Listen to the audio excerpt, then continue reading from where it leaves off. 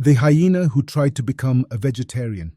In the heart of the wild savannas of Maasai Mara, where danger lurks behind every bush and survival hinges on razor-sharp instincts, one hyena dared to dream of broccoli.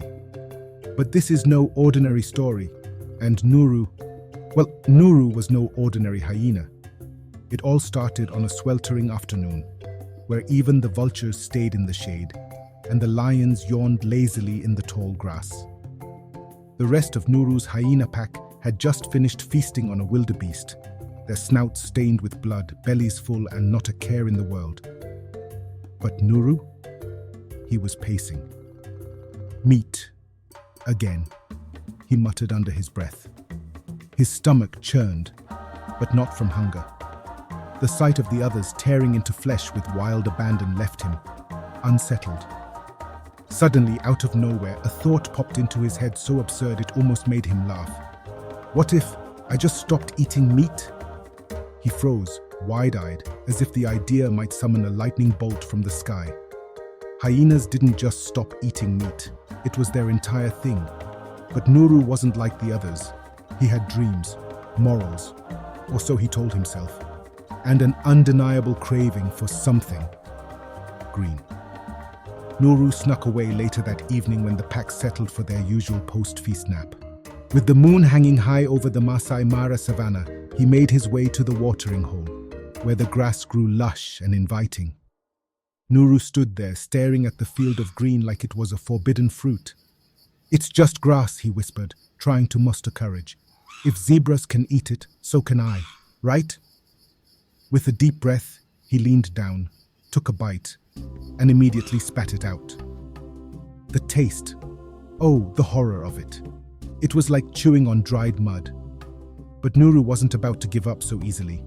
After all, change was hard, and no revolution was born without a bit of discomfort. Days passed. Nuru's newfound vegetarian lifestyle became the talk of the savannah.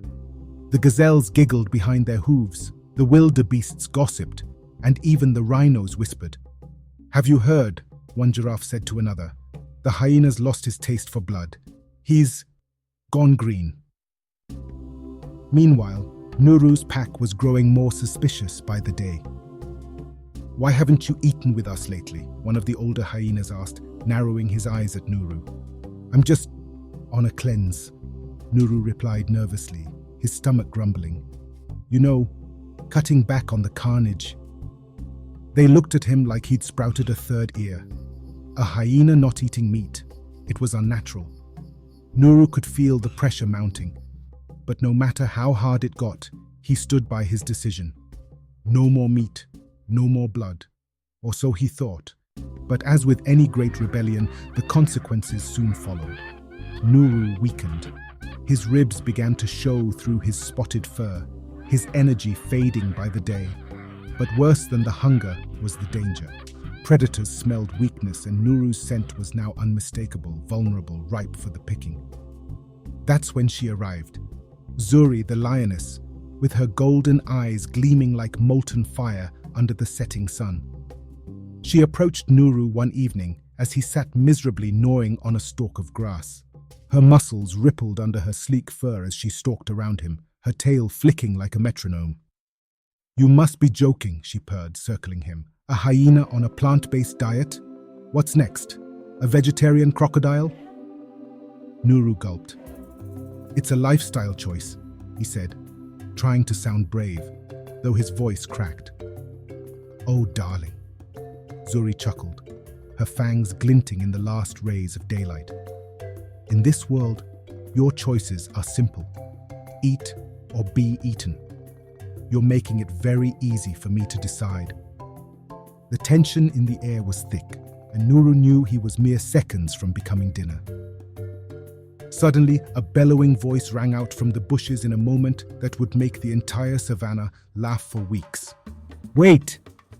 Out from the undergrowth came Mzee Kobe, the old tortoise, shuffling forward at a speed that would barely rival a leaf in the wind. "Zuri, give the boy a break," Mzee Kobe said, his voice gruff but amused. "He's trying something new. You remember what that was like, don't you?" Zuri raised an eyebrow, her hunting stance faltering just a little. Mzee, you're lucky I respect my elders. Otherwise, I'd have you for dessert. Mzee smirked, his wrinkled face crinkling even more. Go ahead and try, old girl. But this one here, he pointed at Nuru with a slow nod. He's got more in him than you think. The lioness backed off, giving Nuru one last look before strolling away with a flick of her tail. Next time, Nuru, she called over her shoulder, you won't have a tortoise to save you. Nuru collapsed onto the ground with relief, his legs shaking beneath him. He turned to Mzee, who had finally reached him after what seemed like an eternity. You think I have more in me? Nuru asked, half in disbelief. No, Mzee said bluntly. But I think you'll either learn how to outsmart the predators or end up as a story they tell their cubs. Nuru stared at him, wide-eyed. Comforting, he muttered. Thanks for watching to this point.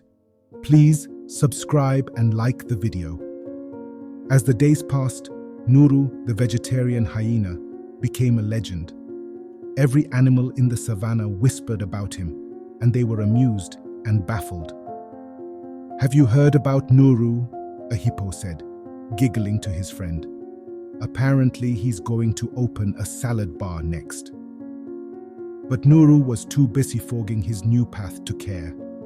He had even started attending baboon dinners regularly, becoming something of an honorary member of their troop. It wasn't easy at first.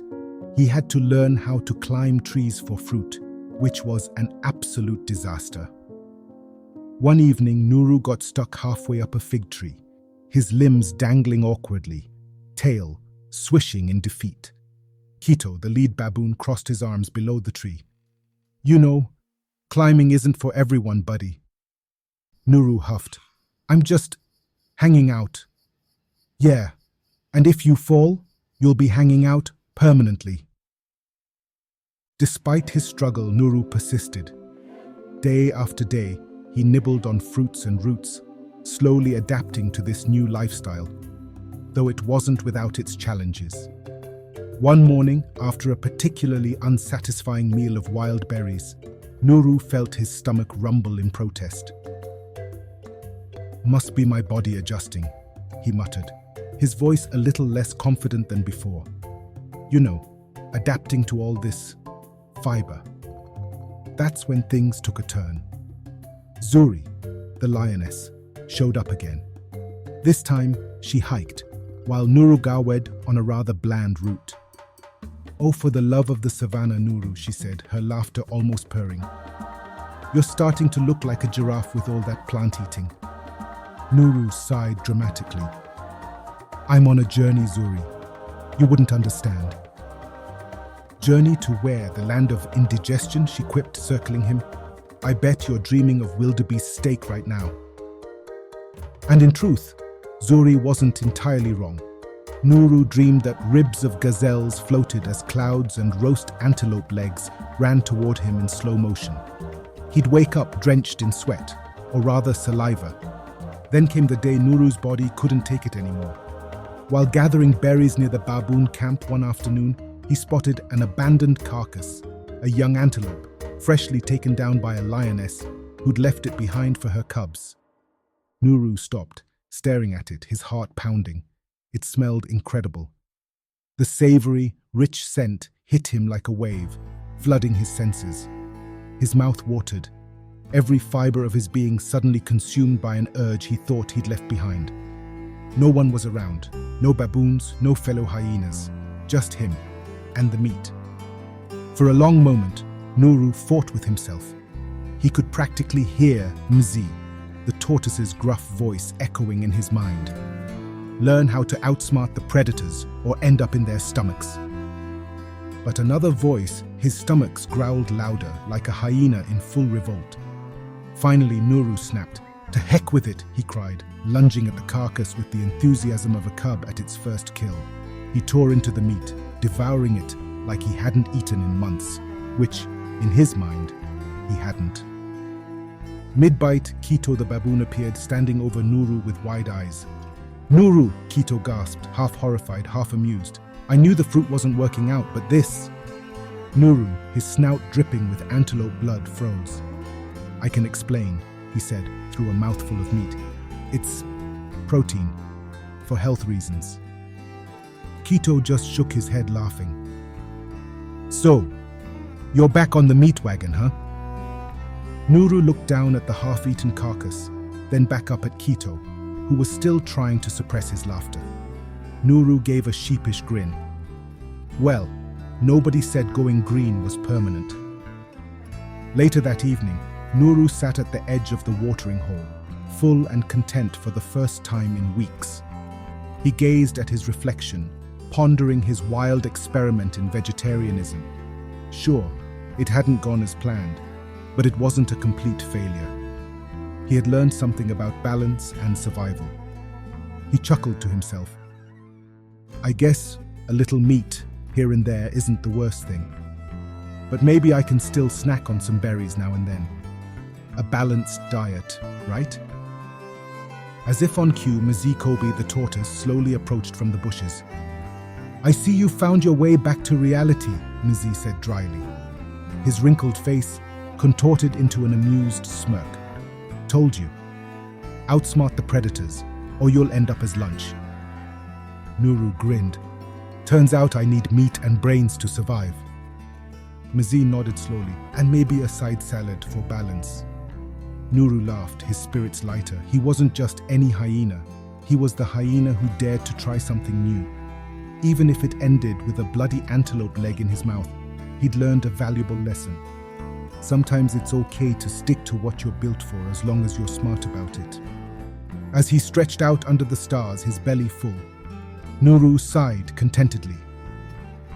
Next time, though, he muttered, I'll just add a bit of garnish, for health. Already walking away at his tortoise pace, Mzee Kobe called over his shoulder, Yeah, good luck with that. And with that, the savannah returned to its natural rhythm. A world of meat-eaters, survivors, and a hyena who, for a fleeting moment, almost went green. We sometimes lose sight of who we truly are in our quest for change. Nuru's journey reminds us that while growth and transformation are important, we shouldn't abandon the core of who we are. The balance between embracing new ideas and honoring our natural instincts keeps us grounded and thriving. In today's world, we constantly feel the pressure to be someone different, chasing trends, adopting new habits, or reinventing ourselves to fit expectations. But sometimes, like Nuru the hyena, we find that in trying too hard to change, we lose touch with the things that make us unique and strong. The lesson? Change isn't about rejecting your true nature, but evolving while staying true to yourself. It's a delicate balance, and we find real growth in that balance. Thank you for taking the time to watch this video. Please subscribe.